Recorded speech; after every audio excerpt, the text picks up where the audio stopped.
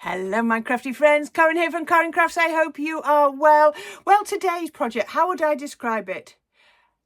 Probably the nearest I've come to clean and simple, but so quick to put together. I'll show you. There we go. Look at this.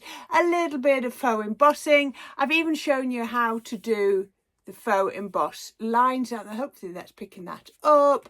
A couple of gold butterflies, a sentiment, some gold mats and layers, and you've got a card made. Absolutely beautiful and so simple. Sometimes it's like, I need a card and I need it now, but this is going to work for weddings, anniversaries, birthdays, just for you, get well, potentially even for sympathy. Maybe I'd change it out from gold to something else, maybe a bit of cream or something, but so easy to put together. And I'm going to show you now, and don't blink, otherwise you'll miss the video because it's that quick. You know, sometimes when you need a quick card, well, this is going to be absolutely perfect for that. Really simple, quite clean and simple, and not too big. You can see my finished card size, it's going to be 5 by 6 inches. It was a 6-inch card base that I've just trimmed down, just taken an inch off.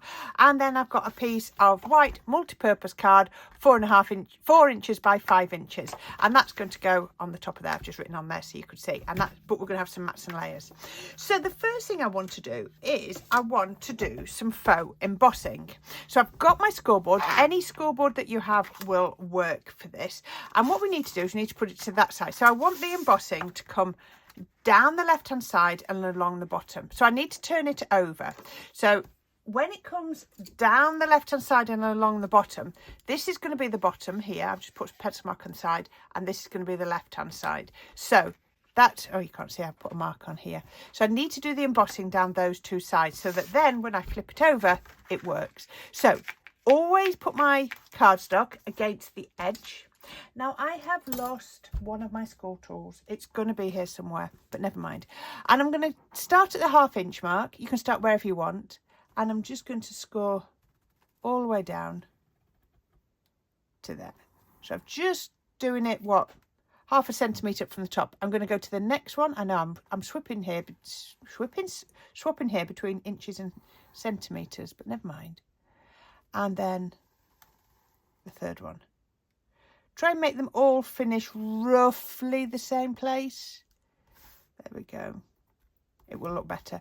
And if you need to, you can always reinforce it. And then I'm going to spin it around. It's really useful having a pencil mark on because it really helps you to remember where to go. And it's on the back so no one see it. 1/2 inch mark. Just come in a little bit again. And then they're going to overlap. But stop at the same place so you can see. And then again. Now you might have an embossing folder that could do this. But if you haven't, it doesn't matter. We use our crafty stash. We make it work. So we've got that like that. There we go. And if you need to reinforce, I'm not going to go over. I want the horizontal to be the top one. So I'm not going to go over that. But you can always just reinforce it. Now, when I turn it over, look at that. I've got the most fantastic, lovely little detail. Not much of a detail, but it's enough to make a little bit of interest. And I need to put that onto a card. So I've got my card base, and I've just taken a piece of gold mirror and I put some white on. So I'm going to put that onto there like that. Being really careful when you're gluing mirror, because remember, mirror is a coated cardstock. So just be careful with the glue that you use because you don't want it to melt or lift your mirror off at all. So keep the glue nice and thin, and then that goes on to there. That one's going to go like that. And then I've got another piece of gold, and I've just put my foam tape on the back. So let's take that off.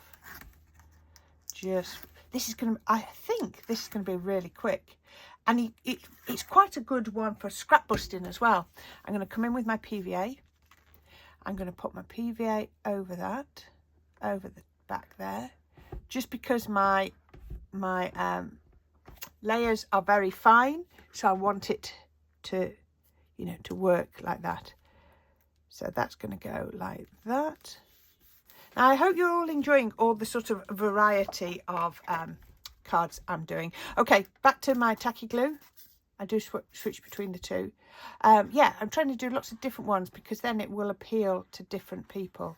Yeah, it's quite nice to be able to show lots of different styles. And then that one is going to go on just there. There we go.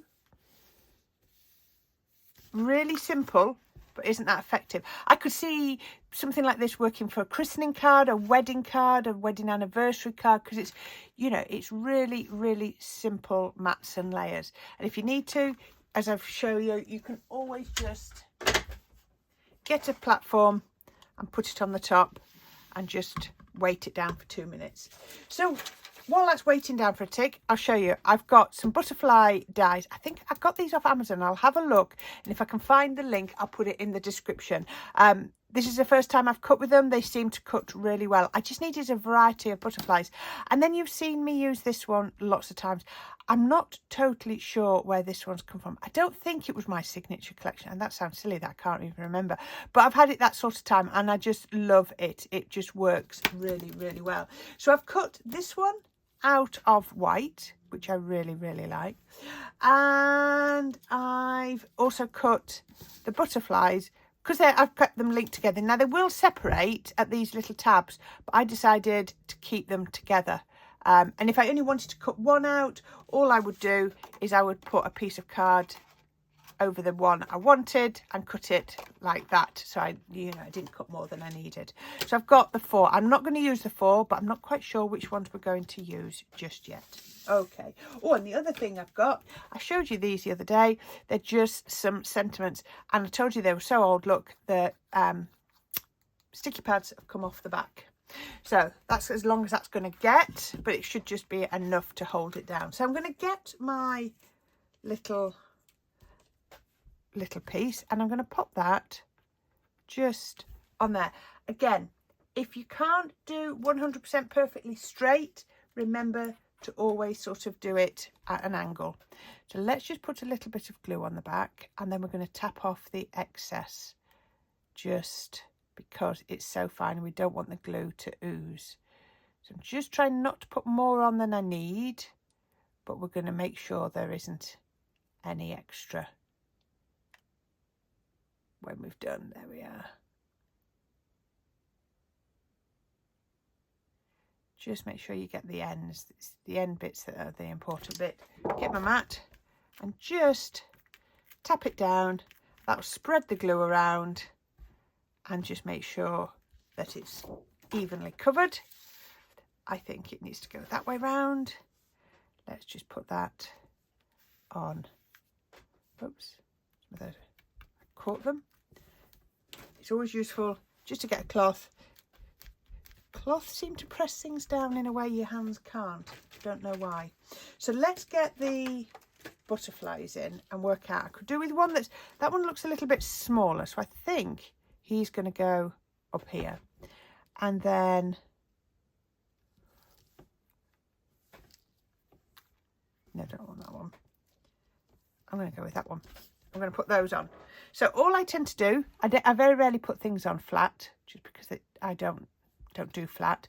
So all I do is just put my finger where it joins and lift them up. And you can always just roll your pokey tool around the edges, just like that, just to bend the wings. I love die cutting. You can get the effects you get with die cutting. I definitely am a die cutter at heart. So let's take this one and put that little bit of glue on there. Just going to put it onto the body. If you want to do a 3D glue, that would work. And put that one on here. Now I'm just going to get my sentiment, because I was thinking my sentiment could go in the middle.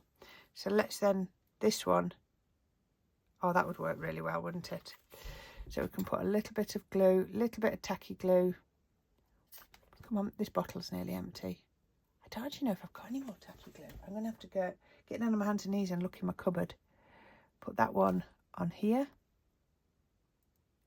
And the great thing is, tacky glue dries clear. So if you do ooze like I've just done there, you can just squidge it out. So let's get the sentiment. I think I need my tweezers. let's grab some 3D glue. Again, you could be using your foam pads. It's entirely up to you. Let's just layer it up. And then that is going to go through there.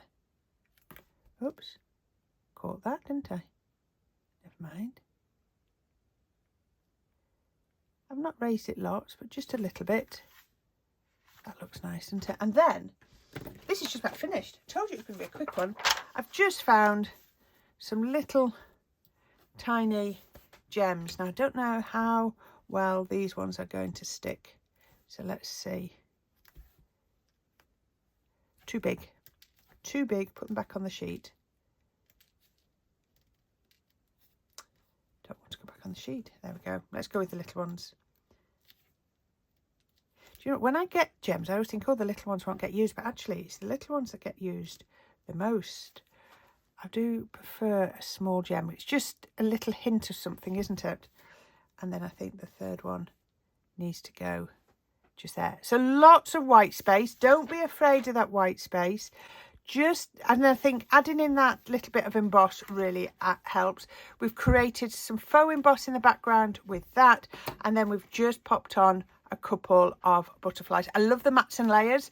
I really always want to do plenty of mats and layers. And remember what I've always said, if you can't get things perfectly struck square and straight, then it's always good to put things at an angle. Look at that tacky glue, it's dried already. Perfect. There you go. How about that? That was quick and easy, wasn't it? Really like that though. How effective is that? I hope you've enjoyed that. Like I say, sometimes you just need a card that's really quick, really easy, and you can put together in a few minutes. And it would still go in a flat envelope because you can just sort of push the the wings down to go in an envelope, and then it will pop back up when it comes out. So that is really handy.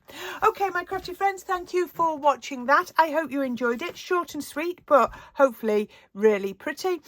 Link on the left to a recent video, link on the right to my subscribe, and anybody that's subscribed, thank you very much. And don't forget my buy me a coffee page link as well. They're all down on the bottom, along with some Amazon links. I'll see if I can find the link to these butterfly dies, and I'll see if there is some Miri or something that I have bought from there as well that I know is good. So thank you for watching. Please don't forget to share your makes, and please don't forget to leave me a comment to let me know what you think. And until next time, my crafty friends, you take care, and I'll be back very soon with another project. Bye for now.